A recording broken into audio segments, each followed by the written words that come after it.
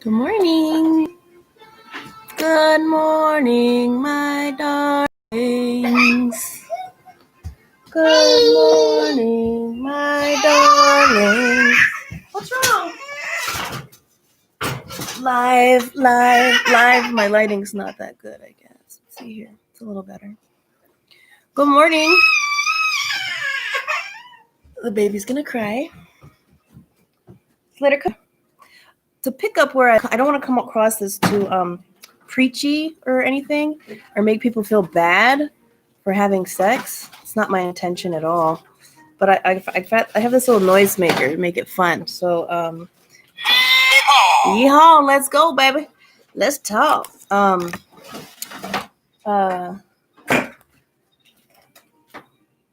Okay, so yeah, I'm not trying to be preachy or make people feel bad for having sex because everybody doesn't.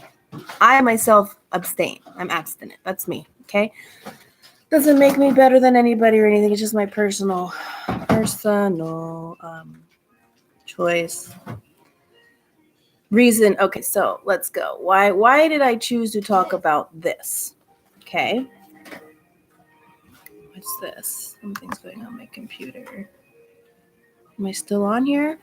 I haven't been in a relationship with anybody for, when I got divorced 5 years ago, and then I kind of immediately went right into a relationship. I was 35, and this youngster, he was 21, was all about me, and we got into a relationship, which was a big deal for me because my ex-husband, I came from domestic violence, emotional abuse, threats of violence, all of this kind of stuff. But for the almost 7 years I was married to my ex-husband, I was told, nobody will ever love me. I'm, ever again, and all that stuff that you get told when you're in an emotionally abusive relationship. So I didn't think I would ever really get into a relationship with anybody again. And then this youngster was all over me, and we ended up having about almost a 3-year relationship.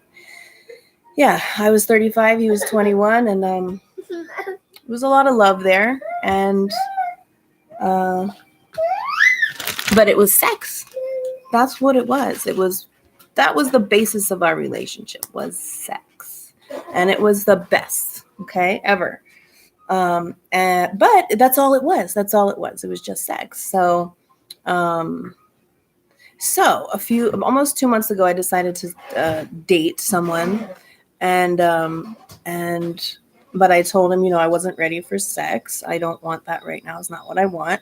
And he seemed okay with it at first until about a week or so ago. He says, that he didn't feel like we were in a relationship because I was not loving up on him like that. And I said, well, then I guess we'll just be friends because, to me, that's not how I show my love. I used to. And a lot of people show their love for someone through the act of sex, okay? Through the act of sex. And, this is humans. This is what we do. We show our love through physical union in that way. So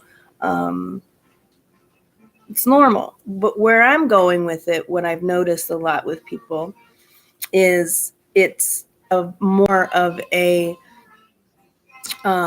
perverted fetish type situation where partners are getting together because they enjoy the same sexual perversities, preferences. For example, my father, who I don't associate with at all, I was a very strange memory as a child. I was about 3 years old.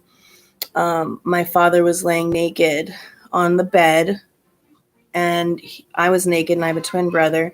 He was naked, and my father was asking us to spank him.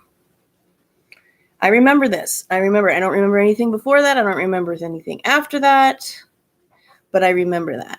Okay, so there's a very, very likelihood that I was molested by my father, which could be the reason that I have these hang-ups, these sexual hang-ups. But anyway, my father is a swinger, and he's very sexual, perverted. Back in the day before the internet, when there was porn constantly streaming, I found in his closet just stacks and stacks and stacks of porn, and you used to have to get it on the DVD, before DVDs, on the cassette or whatever you call them, VCR tapes. So anyway, he's a swinger. Him and his wife now are swingers. I have nothing to do with them. And that's what they do. And that's fine. If you are in a situation where there's a level of spiritual connection that you guys have, and it's based on love and not just getting your rocks off, that's great. Okay. So anyway, I broke up with this guy. We broke up because he wanted sex is for him to know that's how I love him. And for me, that's not where I want to go. It's not where I want to be. That's not, if I'm going to be in a partnership with somebody, it's not going to be based off sex. It's going to be a higher spiritual connection. And if I'm going to, you need to know that I love you, not because I'm sucking your dick or letting you, whatever. So I get it. This is how people, partners show love for each other. Okay. But what I'm asking, what I am suggesting is these partnerships that you're in, that you look within and you figure out if you really have that connection other than a sexual connection.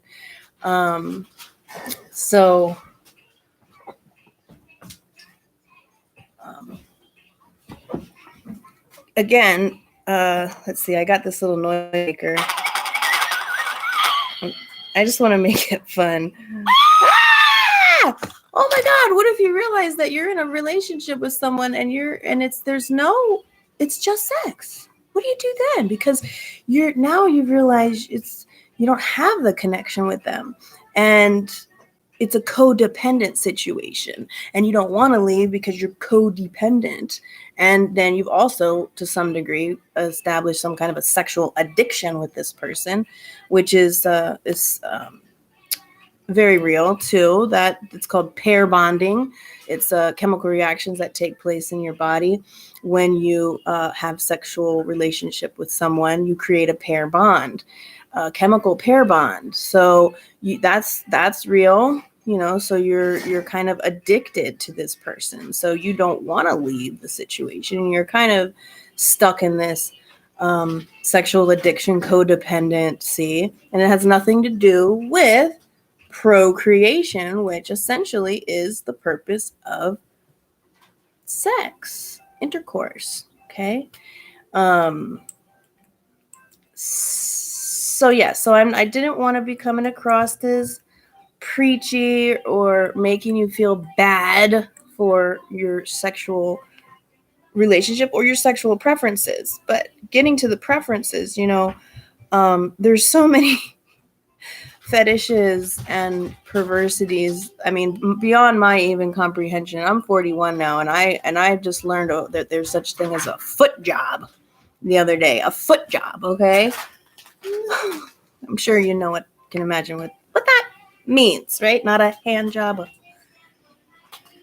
Okay, but when you get more deeper down into these fetishes that some people have, like some people want to be choked, or they want to role play and all of this, having fun is one thing, but why would somebody want to be choked, or why would they want to role play certain scenarios? Okay, so these are coming from traumas, more than likely abuse, potentially sexual abuse, physical abuse, some sort of trauma that you went through as a child or young adult that now has surfaced as some sort of sexual preference or perversion. And I'm not talking about being gay, lesbian, whatever it is. That, there could have something to do with that. I'm not going down that road. I just say that because I'll get into that later, but you're born, you love, you're a woman, you want to be with women, that's fine. You're a man, you want to be with men, that's fine. There's no debating that in my book. It's at a certain point, if you experience some sort of trauma, sexual or otherwise as a child and young adult, and then you not realize, but then you have these sexual perversions or fetishes or whatever, as an adult, you need to dig deep down inside and look at where it's coming from. Why do you want X, Y, and Z? The S&M stuff and the tying people up and this and that. Like, why? I don't really believe that is the sacred union that Creator intended for us to do when you engage in those acts with your partner. Do it if that's what floats your boat, as they say. However, there is a much deeper connection you can have with your partner other than these fetish, sexual, whatever, you know? Let me see what else I have here. My little noisemaker. Wah! So babies, yeah. So, this is my opinion, and it's also coming through the collective, for people to have a more better understanding of who they are and why they do what they do, especially when it comes to sex. Okay, again, like I said, my personal place that I'm coming from is because I believe, without a shadow of a doubt, I was molested by my father. He is a known pedophile, not convicted or anything like that, but we come from what's called a blue blood, and that is what they call a royal bloodline out of England. And the deeper you go into the meaning of that, you'll learn that it's this will take us on a whole nother route. The protected bloodline, royal bloodline, and the elite, which a lot of people are hearing about nowadays, and the pedophile rings and the elite and whatnot. I come from one of those line of elite people, elite families, and pretty much known that that's what my dad was within his circle of people. And from the memory that I have, don't doubt it one bit. And if I have a connection myself to this kind of stuff that goes on in the world, I'm not saying that he ate people. Maybe he did. I mean, I had a very, very vivid dream that he and his wife were at one of these elite dinners where they eat people and molest and kill children. A very vivid dream. There was what looked like a huge turkey on the table, but it was a human, roasted, no head, and then within a few days I saw the very same image in a picture someone sent me. That was exactly what I saw in my dream, and my father was there. So anyway, where I'm going with that is this stuff is real, with children being molested, obviously, the pedophile rings and all of that. And it's very infuriating for me. Where's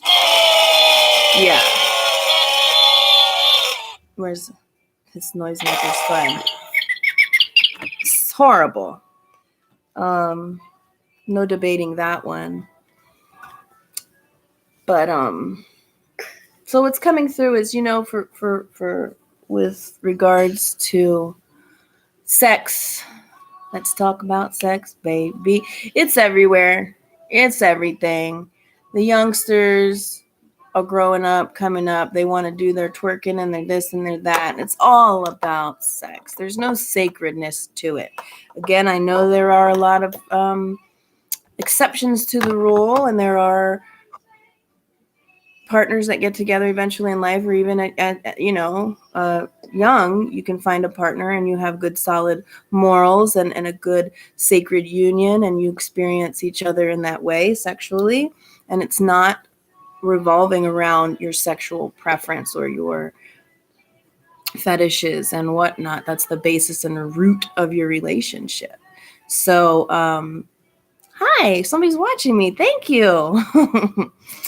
Yes, it's very interesting. I'm not sure which part, but yeah, interesting. So yeah, for us to be able to progress and get to our next level and stage in humanity, we need to be able to go within and ask ourselves these very simple yet deep questions. Why am I with my partner, first of all? Is it a codependent situation? Am I because of our sexual preferences? And if you get your answers and you're cool with it, keep it up. Keep going. Do whatever. We have free will. We have the ability to do whatever, we want in life, as long as it's not hurting other people. I'm just speaking from my own personal experience and where I am on my journey, and sex is not part of it. I don't want anything to do with it.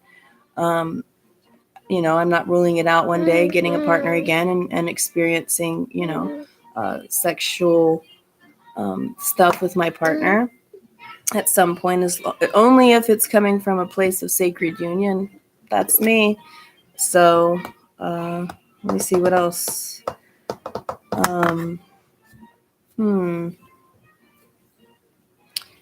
Yeah, the worst thing someone can do is marry too quickly. Yeah, I will tell you what. Well, I'm not quite sure. YouJizz.com. Okay. Okay, well, that's your name. So anyway, yeah, I'll tell you what. I can agree with that 100%, because I married my ex-husband after knowing him for 4 months. Yeah, and I'll tell you why. Because I was a single mom for 7 years, and at that point, I was so tired of being alone, and I was tired of doing everything on my own. And he fit every single check mark on my little box of what I was looking for in a partner. And we got married right away. It's a horrible idea. And I didn't know who he was. He had a porn addiction, among other things. But I'm not going to get into my ex-husband, because we have children together, and I don't want to put anything out on him right now, other than the fact that it was an abusive situation. That's I will never, ever deny that. But yeah, marriage, my take on that is an outdated institution. You don't have to marry someone. You can be in a committed relationship with them and partners. That's fine. Yeah. So anyway, I just wanted to get this out there and just have you guys just kind of take a look inside.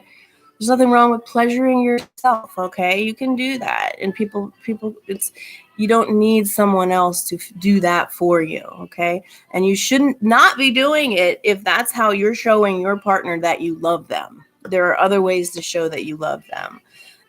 Unfortunately, we've come into this day and age where that's how you show your partner that you love them, by letting them do all of these things to you that they want to do. So enjoy each other, love each other, find that sacred union. And if you have some kind of fetish, there's lots of them apparently, just go deep down inside and figure out where is that coming from? Why do you want, I heard many years ago, a woman liked to put lobsters in their coochie, okay? So why would anybody want to put a lobster in there, dude? But you just go in, DM, you're too fugly, you're gonna put people off sex. Thank you, I appreciate your kind words, but again, it doesn't make a difference to me what you think. I'm just, and you don't have to, yeah, totally. But yeah, so I think that's all that I have to convey at this time. Enjoy, like I said. Yeah, I think that's it. So, all right. Well, good luck to you all, and enjoy your partners if you have them, and find your try and find your happiness and your security from within, and not from your partner. And enjoy yourselves. Okay. Love to you all. Even you, DM. Even though you seem to be a hater, it's all good. Bye, guys.